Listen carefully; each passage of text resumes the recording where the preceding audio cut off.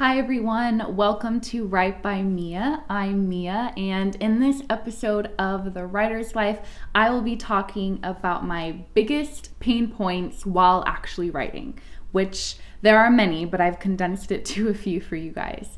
So my previous videos on kind of, my life as a writer and the process, I talked first about even becoming comfortable with the idea of being called a writer and calling myself a writer, and then on to sort of how I started thinking of ideas and how I kind of put my story ideas to paper. And so now when I'm actually writing, it makes sense for me to talk about the things that are super hard for me to deal with while I'm actually writing and kind of those biggest pain points. So, number one, dialogue. Oh man, dialogue for me is really, really hard. I think it's difficult for a couple of reasons. One, it's very hard to kind of mimic how naturally people talk. I think as a writer, I'm very much trying to tell everything, but a lot of times people don't always say what they mean, obviously, or it's more important in what they don't say than what they do say. So for me, it's, one of those things that I'm constantly working on is being able to create, authentic dialogue that, moves characters, moves the scene, but does so without just spewing a whole bunch of information. Because I think the most interesting dialogue is when you know what is happening by what is not being said, or the little things that, are being said, and not, characters going on for monologues and monologues of everything they're thinking and feeling. So I'm still working on that. I think I do still have a tendency to overshare a lot in my dialogue between characters, what they're feeling, and, it kind of doesn't mimic naturally how people talk with one another, especially when people have very close relationships. I think dialogue is a great way for, people to see what the dynamic between characters is and how they relate, if something is wrong, if something isn't, is there friction, and dialogue is a great avenue to do that. But ever since I was younger, I've always loved writing descriptive passages of the scenery, or kind of, descriptions of what's going on in a character's head, and dialogue really forces you to sort of condense that into something, concise and something kind of easily understandable to the reader, but without divulging a bunch of information. And I think the dialogue point is just more of a broader point that I've been trying to work on as a writer, which is the classic, showing, not telling. There are so many things, especially when, you're writing more realistic fiction, that it's easy to fall into that trap of, oh, well, I just want to say what this person is feeling in this moment, when you really should be focusing on what are the small intimate ways I can show what they're feeling, versus just telling you, oh, he was sad in this moment, or she was frustrated. So dialogue is a huge element of that, especially, when you're discussing and dissecting relationships between characters. So something I'm still working on, and I definitely still spend a lot of time on dialogue between characters. Number two would be cliches and trying to avoid them / writer's block. I read a ton, and I think I subconsciously, unconsciously kind of pick different ideas or, language styles from different authors I read. And I'm sure, every writer does this. Everyone has different influences and everything.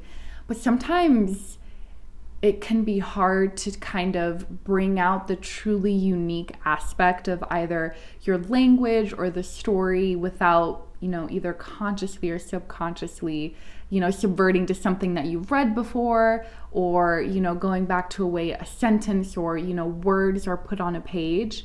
So I think for me, especially because I write a lot of realistic fiction, about different relationships between people, there have just been, so many books essays, movies, plays written about family relationships and family dynamics and couple relationships, which, it can sometimes be hard and a bit challenging to really come up with something unique and fresh, without feeling like you have to revert back to an old way of doing things or cliched endings or, cliched relationships. I think for me, what really helps with that is just focusing on the authenticity of the relationship, because each relationship is different, each character is different.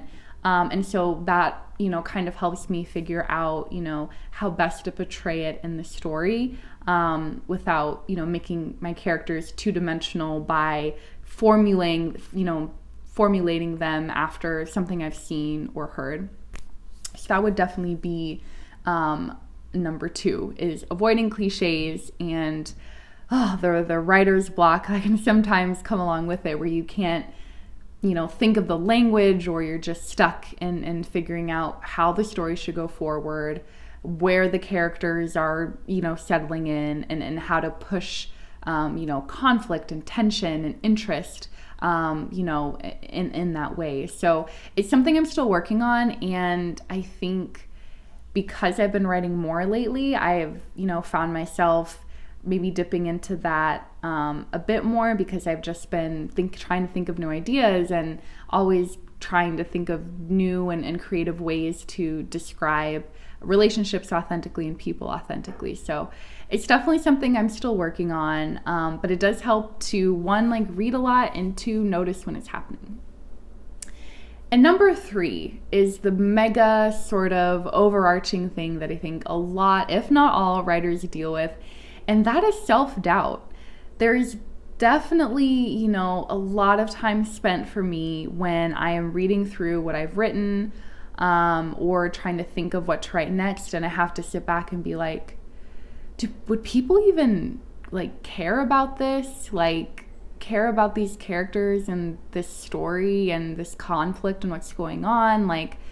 Is this important? And why would people want to read this? So I think I have struggled more with it, especially now that I'm sort of putting more work out for people to read and comment on.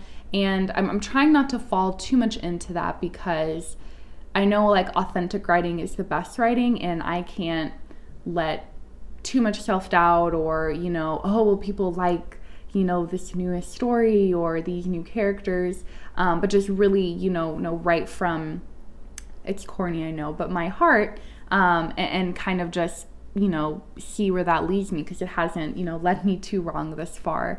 But, there are definitely times when I just feel uninspired, and I feel like what I've written just doesn't have any kick or bite to it, and won't, hold people's interest. And I think that will be and continues to be an ongoing process of getting past that, while also remaining, critical and holding your work, to an excellent standard, which, you always want to do, especially, if it is your craft and you're trying to improve at all times.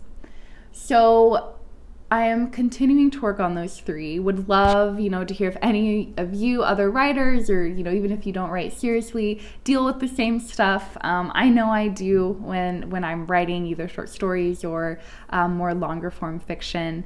But those are just sort of, a few of my pain points that I have while actually, putting words to paper. And it's actually kind of nice sharing them with you, because I usually just keep it to myself. So thank you guys, so much for listening to me, rant and sort of explain, my process and doubts as I continue this writing journey. I encourage you all to like and to subscribe. These videos, along with, my other ones, come out, once a month, and really appreciate all the support so far. So encourage you to do that. Anyway, thanks so much for listening. Always lovely to speak to you all. So thanks so much. Talk to you soon.